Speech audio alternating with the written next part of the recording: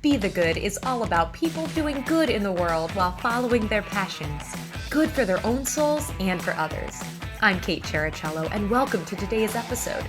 If you are enjoying these stories, please subscribe and leave a review on Apple Podcasts. It would mean so much. You can also join our Facebook community under the group title, Be the Good with Kate Cherichello. Let's spread a little more goodness in the world. So my parents had received a copy of the Princeton magazine over the holidays as they are in New Jersey. And when I was home, I was looking through it and I came across a feature on an organization called Sing Aphasia. Aphasia is a language disorder that can occur after a brain injury, often stroke. And I'm going to let my guest today tell us more about aphasia and how she's bringing together people dealing with communication disorders through music and community. So it's my pleasure to have the founder and director of Sing Aphasia and speech language pathologist, Dr. Gillian Velmer, here today on Be the Good. Jillian, thanks so much for being here. Hi, thank you so much for having me. I'm so excited to be here. Oh, I am so excited to have you here. So first, just tell me more about who you are and what you do in your own words. Yeah, so my name is Jillian Bellmer, and I started out as a music major and vocal performer. Always thought I would teach music. And then somewhere along, my path, I was introduced to the field of speech language pathology. And I had observed a really good family friend who was a speech language pathologist in public schools in a preschool. And I observed her using music with her little preschool class. And I thought, that's great. I would love to learn more about using music to help with communication. And so I went to Westminster Choir College, which is in Princeton, New Jersey. And of course, when you go to choir college, you don't have prerequisites like biology and statistics. And so I started my journey to become a speech language pathologist and start my master's degree. And I had to start out taking all those prerequisite classes. So that took me a couple of years. And then I was able to start my master's degree. And I had always worked with children all my life. I was a camp counselor and babysitter and always thought I would work with children in some capacity. And then when I was taking some of my prerequisite courses and some of the required coursework for my master's degree, that's when I first took a course in aphasia. And it's a whole semester long, and you learn all about aphasia, what it is, some treatment ideas, and strategies for helping this population. And, surprisingly, I had never heard this term before. But as I started learning more about aphasia, it's actually not very surprising at all, because through some research with the National Aphasia Association, it's like a statistic, like less than 90% of the general population has heard this term before. And so, being introduced to it in my coursework, I'm like, this is amazing. There's so many people out there. There is an estimated 2 million people in the United States alone that have this acquired language disorder. And like you had mentioned, it's typically acquired from a brain injury. Most cases are due to stroke, also any other brain injury or a progressive disease in the brain. And so aphasia is a language disorder that can come from that. So a lot of times people have difficulty with speaking, reading and writing when they have aphasia, but their intelligence is still intact. And so if you think, it can be a really devastating diagnosis to get if you think about your communication and the way you interact with people is just completely changed after your injury or your stroke. And I was just so fascinated by this and wondered, can I use music to help them? And through my research, I found that a lot of times people who have had strokes and have difficulty speaking, it's actually, or it can be easier for them to sing. And, not going into all of the details about the brain and the anatomy, but typically if someone has a stroke on the left side of the brain, that's where the speech and language centers are located. So if the stroke occurs on the left side of the brain, typically they may have aphasia. And everyone is so different. Everyone's stroke is different. Sometimes, it does happen on the right hemisphere of the brain, but in most people, if they have that damage on the left side, that's how they can acquire aphasia. And it's usually thought of, the right side of the brain is usually thought of as the more artistic side. Like, there's music and art and creativity there. And, as neuroscientists are researching the brain more often, they're actually finding out that, music is all over the brain. So it's not just in the right side of the brain, but it's all over. And if you think about that, if you have damage in the left side of the brain and you are engaging in music somehow, that can compensate for some of those damaged areas. And so when people are listening to music, the brain is lighting up like fireworks. And, it's even better when people are making music and engaging in it. So not just listening to music, but when they're singing music or playing instruments, it really is so great for the brain. There's like so many, the happy hormones that go into it when you are engaging in a musical activity.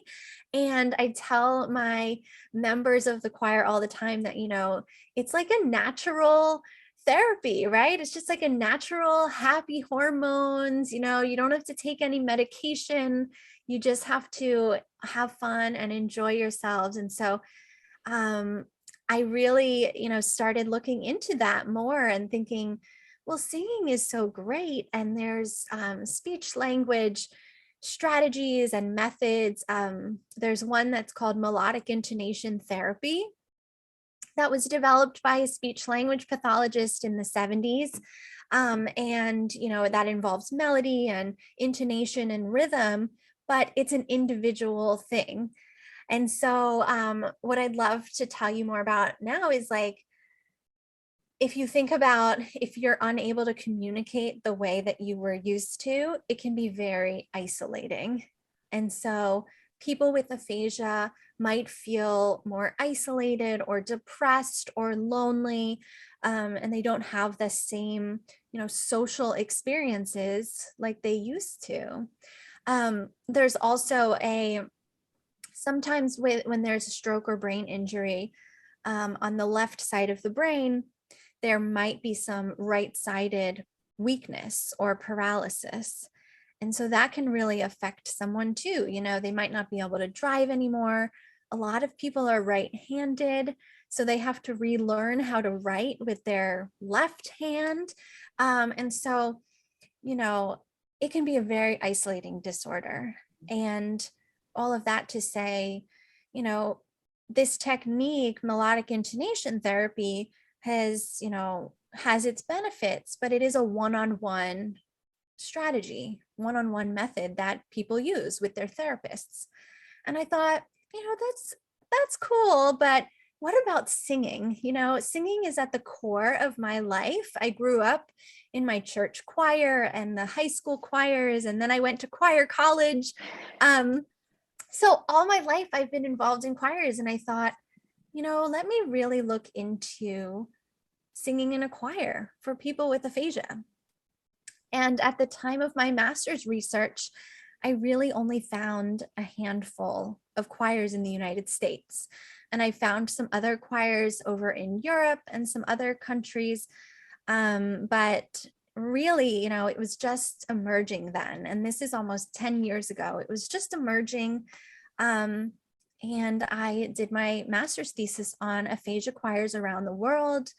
And what are some songs they sing, how many people participate. I wanted to learn more about them because, choir is great. And a lot of people love singing in choirs and singing in their communities and churches and schools. But, there is something different about singing in an aphasia choir. And I really wanted to learn more about that. So with the help of my mentors that had some of their own aphasia choirs, I was really able to learn more about them and how they work and why they work. And there's still, there's ongoing research now about the benefits of singing in a choir for this population. Personally, it's being in a choir myself. I know that, when you feel like you are connected to these people, you belong somewhere, you have that sense of belonging with others, which is so important for people with aphasia. And, aphasia doesn't only affect one person, it affects the entire family. It affects their social connections, their friends, their jobs. And so I think having a safe community where people can come and just do what they want to do, what's best for them. Like I mentioned, sometimes speaking can be hard, and sometimes singing is easier for this population. And, that's very empowering for them. If they're only able to speak a couple words at a time, but then they're able to sing these more fluent phrases, that's just amazing. It gives them that confidence. But I also share with them that if the words are hard, we can hum, we can sing on a syllable. You can just move your body to the music, tap your feet, play an instrument, and I really want them to know that, Sing Aphasia is a safe environment for them where you can come meet new people, connect with others. And, our true goal is to end the isolation. And so I think choirs, for anyone who has been in a choir themselves, can relate to that, you have a community of people that are all working towards a common goal, and really, just being there for each other and being in a supportive environment, which is so great for them. That's amazing. Oh my gosh. And it is so, like, the brain is so complex. Yeah. What I can't even imagine the amount of research that you've been doing over the past decade with all of this. And your Facebook, I have to direct everybody to your Facebook page too, because there's a beautiful intro video on it where there's the people who are struggling with aphasia are speaking at the beginning, and you can see that their heart is so there, but the words are just having a little trouble coming, and then they all come together and sing, and you see the difference and you just feel the light. And I just think that it's amazing what you've put together. And I have a question: how did you get to the people? You start the organization, you have the idea. How did you find your participants for the choir? Yes. So I, after I did my master's degree, and then I went on and I actually work full time in public schools. So I'm very busy throughout the week. And then I get to do my choir on the weekends. And I love it. I love my job and love working with my students and my members of the choir. And so 3 or so years ago, I went back to school for my doctorate. And I knew that my research on aphasia choirs was not done. And I wanted to keep going. And an opportunity came up for me to do this doctorate at my university, Kane University in New Jersey. And so I started my first choir there in their campus clinic, which was just amazing. So back in 2012, 2013, I had choirs running there. And I was so excited to go back to Kane to do my doctorate and get the choir started up again. And so we started it up. I was able to do some more research with them. And after I graduated, I knew I wanted to continue this project. So part of my doctorate was to do a project or do a final product. So the product was, some people did brochures in my class, and my product was a website. So I thought, let me see if I can connect with other aphasia choir directors and, figure out, if someone wants to start their own choir, they could come to my website and get some information. So I started singaphasia.com. And it had been up, for maybe a year and a half or so. And then the pandemic hit, And I was contacted by a music therapist in Florida. And, over the past, year and a half, I had continued my choir rehearsals. We were meeting in person. And then suddenly we weren't. And, as everybody knows what happened, we did move to a virtual model. But I was contacted by a music therapist in Florida, and he came across my website. And one of his members in his choir found the website, and he looked and contacted me, and he asked if I wanted to collaborate with him on a virtual aphasia choir project that would be on YouTube. And of course I said, yes, let's do it. I don't know anything about making virtual choirs, but I had connections to other aphasia choirs around the world. And I really wanted to see, yeah, let's try it. We'll get a few people to join. I'll have my members join, and, we'll see how it goes. And this music therapist, his name is Trent Barrick, and he is the owner of Neuromusic Therapy, LLC. And he is really just, I give him all the credit for the success that Sing Aphasia has had over the past 2 years, because I feel like without him reaching out to me and, wanting to pursue this ambitious project, I don't know if I would have done it. I don't know if I would have become, so known throughout aphasia choir communities, or just even aphasia communities. And, and more than that, like beyond the United States. So we put together this video and we recruited, and June is Aphasia Awareness Month. So in June of 2020, we started recruiting members to sing with us, and we did live Zoom calls with them. We sent videos and recordings and practice, and it was a wonderful opportunity for interprofessional collaboration, to be able to work with a music therapist who was using some of his techniques from the music therapy realm and using them with my, strategies from speech language pathology. It was just such a great time. And we recruited over 100 families to come sing with us, and 55 of them decided to record.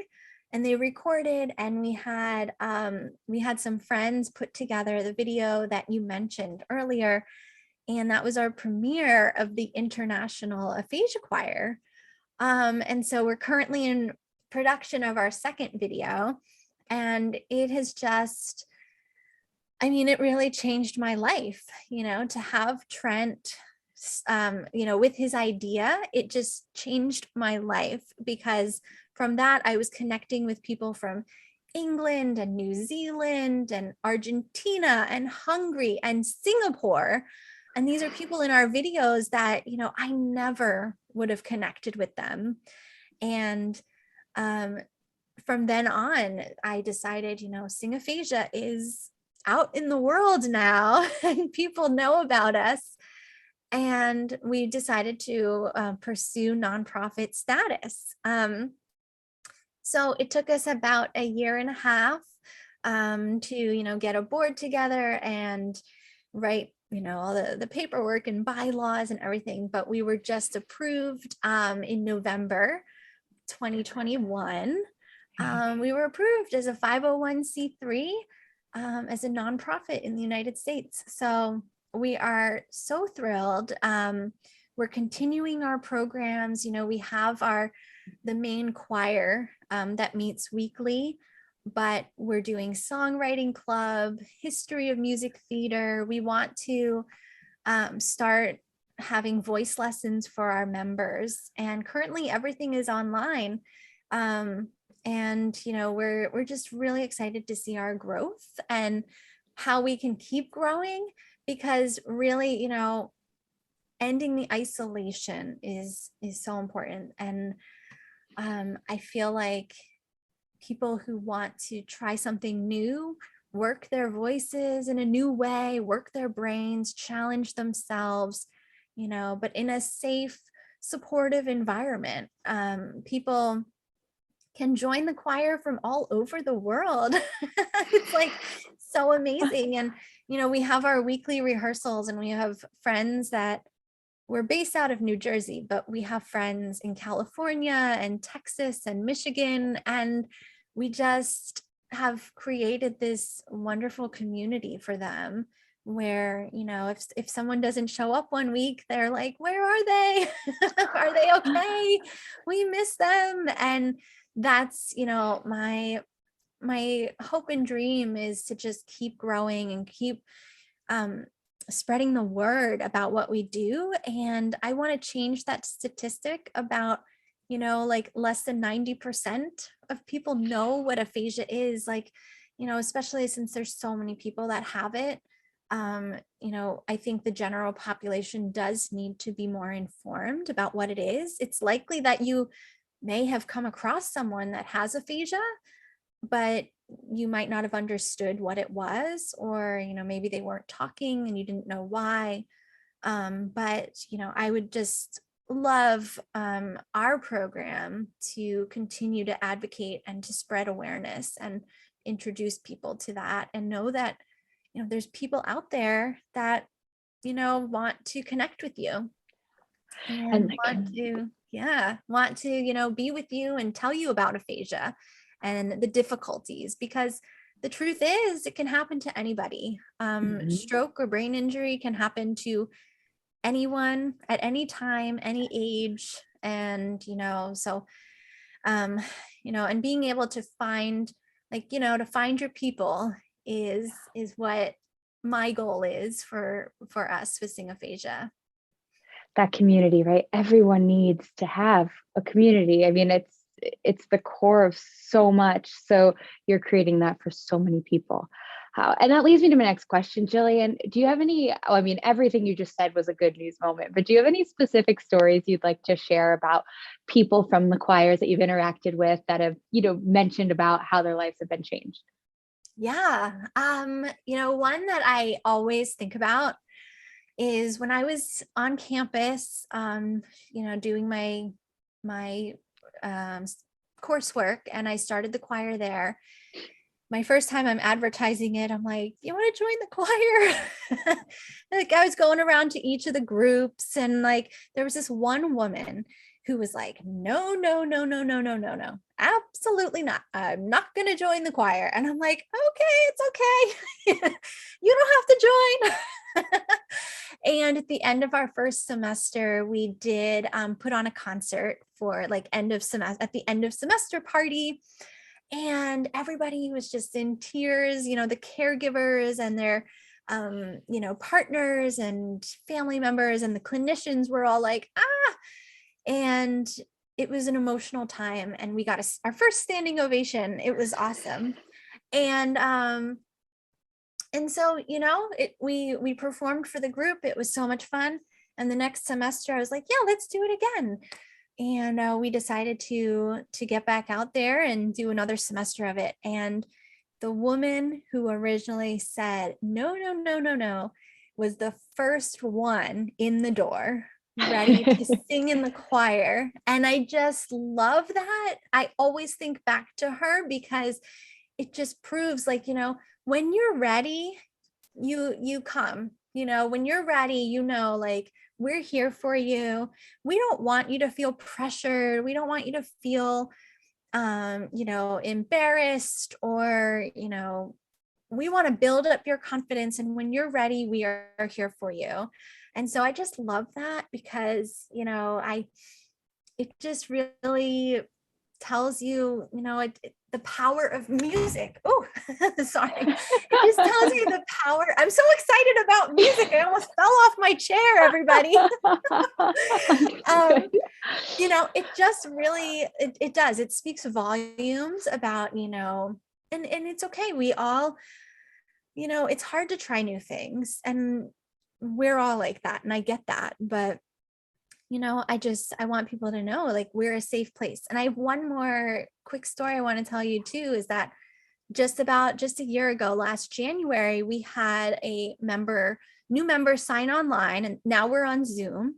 And so, this person signed on, with her daughter, and she signed off, like halfway through. And I got an email from the daughter, and she apologized and said, I'm sorry, my mom just felt like everyone was talking more than she was talking, and she just really felt uncomfortable, and I'm like, yeah, like I understand it's hard to come into a new environment and to try something, new. And it's been a year, and we have seen so much progress from this member. Shout out to them, because I am just so proud of them for sticking with it and knowing that there's no pressure to get it all right all the time. I want to create that supportive place for them where they can just come and have fun. And if the words are hard, it's okay. Sometimes the words are hard for me too. And it's just like, that's how it is sometimes. But with time and practice and determination, you can do anything, and I really just want them to know, like, it's okay if it feels hard at first, but if you continue, with your practices, and you keep that motivation, that's really important. And I want them to know, and we all make mistakes, but I'm really proud of my members, especially this one in particular, who has just, tried us out and is just such a huge part of our Sing Aphasia family now. So it's I just love it. I love seeing that type of, like, you can see how people are changing and growing. You don't need to do fancy research on that. You can just see it, and you can feel it and hear it. And, that's what I'm really proud that I have, built that place for them where they can come and try new things and yeah, feel good about it. And this is like a whole other episode in and of itself, but the fact that, the arts has been so often like thrown aside or cut from programs and whatnot, it's like, but there's so many examples like this, whether you have, a communication disorder, whether you don't, whether there's, I've seen, autistic children join theater groups and their lives have been changed, the shy child goes to a dance class and suddenly they're in front and center. There's so many examples of how the arts can shape and change someone's life so much for the better. Even just from the standpoint of how you present yourself in life. it does so much for confidence. So, and I can see your passion for it too. It is so apparent. I love it.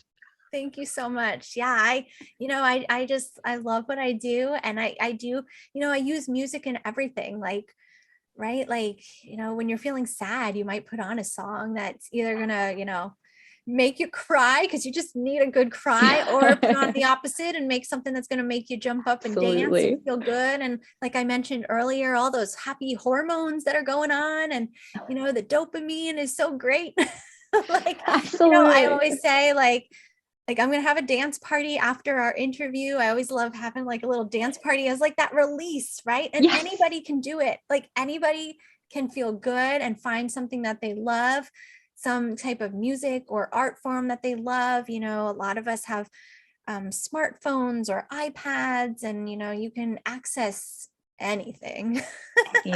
anything. You really can. And I just think, find a way to express yourself. That's right for you. And there's, doesn't have to fit into a little box. It doesn't have to just be, what everyone else is doing. Find what's right for you and come join the choir, just have fun. And that's what I love. I love it. Everyone is so different, and it's amazing. Yes. And are there any like mantras or Jillianisms you find yourself saying to your choir members during rehearsals? Yes. Favorite quotes? Yes. Okay. So one of my favorite things to say, this is my funny one, and then I have an inspirational one too. Okay. But, my funny one is that there aren't any mistakes in choir, just accidental solos. I like that. I think I'm gonna remember that one for my own life. Right. Yeah. And we always laugh when we say that, because like, it's okay. It's cool. Like, Yeah. if we didn't get every note right, that's all right. But, and I also, I tell them a lot that you can do hard things. And I tell my students this too, because I work with students who are aged 3 through 10. And, a lot of them struggle with that mindset, oh, I can't do this. It's too hard. I can't do it. And we always say, we want that growth mindset of like, we can't do it yet, the power of yet. And I just think like telling them like, you can do hard things. It's, we can push ourselves. We can do that. We can challenge ourselves. And we're all in a different stage of life and in our recovery from whether it's stroke or, whatever it is, physical disability, mental, anything. We're all humans in this together on our different paths of life. And, we can do hard things, even if, you don't want to. I know you can. And so I tell them that a lot, like, learning technology has been difficult, but we have some amazing things coming up. And like the video that we made was just like, I'm so proud of that video. And that, the fact that they did that, they recorded themselves. If they needed help, they know where to get help. But they did that and they put it together and they worked on it, and it created this beautiful video that will be around forever for people to see and to learn about aphasia and, learn about how music can help them. And I'm just really proud of them. And I always say, and one of my favorite quotes from Walt Disney is, if you can dream it, you can do it. And that has been my personal mantra, but then I also think like it can be yours too, in the choir, this can be yours. If you can dream it. I asked some of my members, what are your goals for this year? And some of them are, I want to stand up independently. I want to start reading aloud more. I want to be able to write my name again. And, that's really powerful. So if you can dream it, you can do it. You just have to do it a little bit at a time and go at your own pace. And, I really, I kept thinking that throughout this whole thing, that like, I've never made a nonprofit before. I didn't know what I was doing. I literally have the book Nonprofit for Dummies.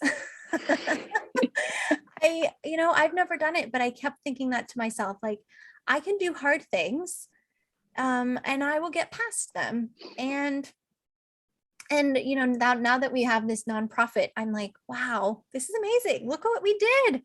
We did this. I'm just like an average person that works and, does everything else. And there's a nonprofit out there that is changing lives all over the world. And I'm just so proud of that, proud of, the people that have been with me through this, our members, our board of advisors, all of my mentors and professors that have helped me through this, and my family. It's like, you can do hard things. I tell that to myself a lot. So. Some of those last items you mentioned lead perfectly into my last question for you.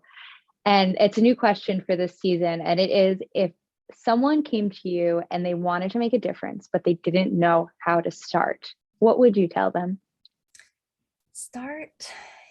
Just start small, just take it step by step.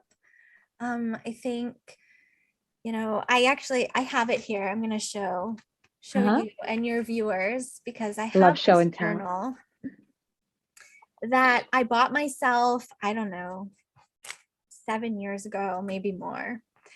And it's these little hot air balloons. Dream and big. It says dream big. Okay. And I said to myself, I'm going to get this journal, because one day I'm going to put all of my Sing Aphasia stuff in it, and it's going to be an important journal to me. And it sat and it sat for a long time. And now I've got this journal full of, nonprofit notes and, song choices I want to do, just all my like everyday thoughts that I want to do. I took it out. And so I think start small to be able to dream big, because if it needs to be a journal, like, okay, maybe that's what you need to get started. Have a journal, have something special that you can work towards and look forward to. And, just take it step by step. And one of our members in the video from the International Aphasia Choir, What a Wonderful World, says that, just take it step by step. And I think that's how you get started. It's just put that thought down on paper somewhere, find your special journal, and if you can dream it, you can do it. I love that so much, Jillian. Oh, tell everybody where we can find you online, please. Yes, so we are on Facebook, Sing Aphasia, and we're on Instagram too. We are on Twitter, but I'm not as active on Twitter. So Facebook and Instagram at Sing Aphasia. We are also currently updating our website, and that is singaphasia.com. And we hope to be opening up some new forums for people who are interested in starting their own aphasia choir. Which I would love to talk to you about. So if you have a community or you're thinking about starting a choir of your own, I would love to help you get your choir started. I just think that there should be a choir in every town, every city, every community for this population. It's a really special place to be. So we're hoping to get some more forums up, more information about how to start your choirs. Some song lists will be up there, as well as some forums for people who are in aphasia choirs. So people who want to join a choir themselves or want to learn more about the benefits of being in a choir. I think, we're on singaphasia.com as well. So yeah, we're really excited to see how we keep growing and keep expanding our community and ending that isolation. And I'm just so excited to be here today and talk to you, Kate. I was just so honored that, you reached out to me and was, willing to have me on, because I love what I do and love the people I get to work with. It's very special. Thanks so much for listening to Be the Good with Kate Cherichello. Whether you're listening on YouTube or via podcast, it would mean the world if you liked, subscribed, and or left a review. You heard about the good? Now go out and be the good in your life this week. If you have stories of good news that need to be shared, please send me a message. Thanks again, and have a great week.